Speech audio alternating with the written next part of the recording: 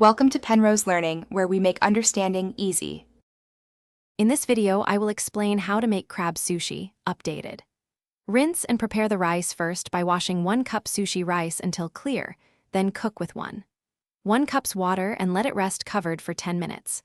While the rice rests, heat 2 tablespoons rice vinegar with 1 tablespoon sugar and 1 teaspoon salt until dissolved, then fold into the warm rice and fan to cool to room temperature.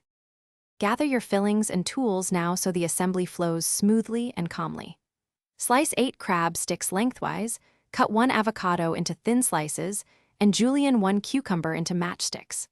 Lay out a sheet of nori on a bamboo mat, keep a bowl of water with 1 teaspoon rice vinegar to wet your hands, and have a sharp knife and clean cutting board ready for neat slicing after rolling.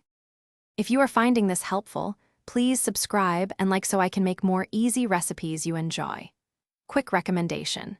The Kindle Paperwhite makes waiting during rice cooling more pleasant, and it pairs humorously with a sushi night for reading while you rest ingredients.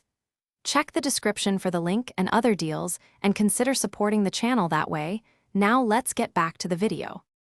Place the nori shiny side down and spread rice thinly, leaving a 1-inch border at the far edge to seal. Arrange your crab sticks, avocado slices, and cucumber matchsticks in a neat line across the near edge. Then lift the mat and roll with steady, even pressure to form a tight log.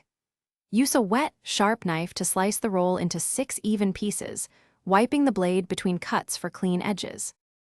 Thanks for watching. If this was helpful, leave a like and consider subscribing. See you next time.